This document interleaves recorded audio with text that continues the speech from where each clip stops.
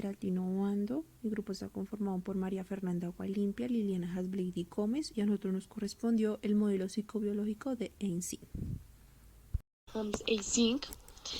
Bueno, principalmente él es un psicólogo que nació en Alemania y llevó a cabo varias investigaciones. Realizó varios estudios y obras, pero digamos que la más relevante, o bueno, se hizo famoso por su teoría de la personalidad. Su enfoque se enmarca dentro de la teoría de los rasgos. Él asume que la conducta está determinada por unos atributos relativamente estables, que son las unidades fundamentales de la propia personalidad. ¿Qué quiere decir? Estos predisponen a una persona a actuar de una manera determinada. Bueno, esta teoría nos dice que los rasgos deben ser coherentes a través de situaciones y con el tiempo, pero pueden variar entre los individuos. Bueno, Eysenck desarrolló el famoso modelo de personalidad psicótico, extroversión, neurotismo, con factores biológicos para cada uno. Eysenck sostuvo que la personalidad no ocurre en el continuo normalidad, neurosis, psicosis, sino que las dimensiones que mejor representan esto son el neurotismo y el psicotismo. Más adelante se le explicará detalladamente cada uno de estos términos.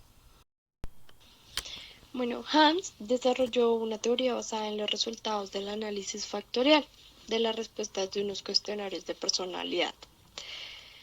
Bueno, él también se basó principalmente en la psicología y la genética, aunque es un conductista que considera los hábitos aprendidos como algo de gran importancia. Considera también que nuestras diferencias en las personalidades surgen de nuestra herencia hereditaria. Por tanto, está primariamente interesado en lo que usualmente se le conoce como temperamento. Bueno, Eysenck es también, por supuesto, un psicólogo de investigación. Sus métodos comprenden una técnica estadística llamada análisis factorial, como anteriormente he dicho. Esta dicha técnica extrae un número de dimensiones. Si, por ejemplo, ofrecemos una larga lista de objetivos a un número considerable de personas para que se autoevalúen, ya tenemos un primer material para el análisis factorial. Digamos que imaginemos un test que incluye palabras como tímido, introvertido, echado para adelante, salvaje y demás. Obviamente, pues las personas tímidas tienden a puntuarse alto en las dos primeras palabras y bajas en las últimas dos. Las personas extravertidas harán lo mismo a la inversa. Bueno, pues la investigación de Eysenck nos mostró dos dimensiones principales de temperamento: neuroticismo y extraversión-introversión. La estructura de la personalidad según Eysenck. Tras los resultados de sus investigaciones, pues Eysenck propone un modelo jerárquico de la personalidad en el que el comportamiento se puede ordenar en 4 niveles distintos. Este es el orden desde el nivel más bajo al más alto. Bueno, pues el primer nivel, en este nivel pues se encuentran las respuestas que pueden observarse una vez y que pueden ser o no características de la persona, por ejemplo, vivencias de la vida cotidiana. En segundo nivel, pues son las respuestas habituales, que suelen suceder frecuentemente bajo contextos similares. Por ejemplo, si se contesta a un text por segunda vez, se darán respuestas similares. El tercer nivel son los actos habituales que se ordenan por rasgos, sociabilidad, impulsividad o vivacidad. Y en el cuarto nivel, pues este nivel es el más extenso, en el sentido de generalidad, y se encuentran los superfactores que he mencionado antes: neuroticismo, extraversión y psicoticismo. Pues básicamente las personas pues pueden puntuar alto o bajo en estos superfactores. Una puntuación baja en neuroticismo hace referencia como a una estabilidad emocional alta. Las puntuaciones bajas en extraversión pues hacen referencia como a introversión. Y los 3 tipos superfactores son suficientes para describir la personalidad de manera adecuada. Pues a partir de estos se pueden hacer predicciones tanto a nivel fisiológico, por ejemplo, nivel de activación cortical, o psicológico, por ejemplo, nivel del rendimiento, y social, como conductas delictivas. Las dimensiones del modelo Penn de Eysenck.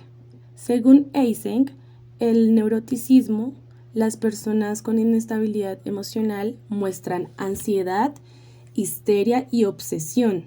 Tienden a reaccionar de forma emocionalmente exagerada y normalmente tienen dificultad para poder volver a un estado normal después de la activación emocional. También en otro caso extremo, la persona es cuánime, calmada y con un alto grado de control emocional.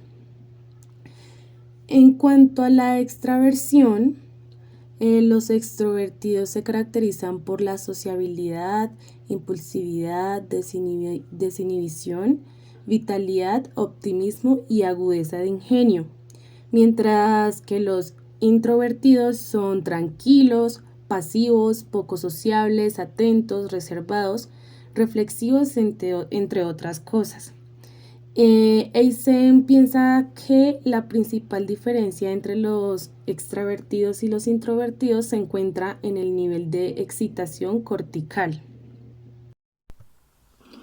En cuanto al psicoticismo, las personas con puntuaciones altas en psicoticismo se caracterizan por ser insensibles, inhumanas, antisociales, violentas, agresivas y extravagantes. Estas puntuaciones altas se relacionan con distintos trastornos mentales como la propensión a la psicosis. En contraste con las otras dos dimensiones, el psicoticismo no cuenta con un extremo inverso, sino que es un componente presente en distintos niveles en las personas. Neuroticismo y activación del sistema límbico. Eysenck también explica el neuroticismo en términos de los umbrales de activación del sistema nervioso simpático o el cerebro visceral. El cerebro visceral también se conoce como el sistema límbico, que consiste en el hipotálamo, la amígdala, el septo y el hipotálamo, y regula los estados emocionales tales como el sexo, el miedo y la agresión. Es responsable de la respuesta de lucha o huida en la cara del peligro. En el psicoticismo y hormonas gonadales, Eysenck también aporta explicación biológica de psicoticismo, concretamente de las hormonas gonadales como la testosterona y las enzimas como la monoamino oxidasa. A pesar de no haber gran cantidad de investigaciones sobre el psicoticismo en comparación con la extroversión y el neuroticismo, algunos estudios actuales muestran que las personas con episodios psicóticos presentan niveles altos de testosterona y niveles bajos de la MAO. Muchas gracias, eso fue todo sobre el tema. Gracias pues por la atención prestada, tanto compañeros como profesora.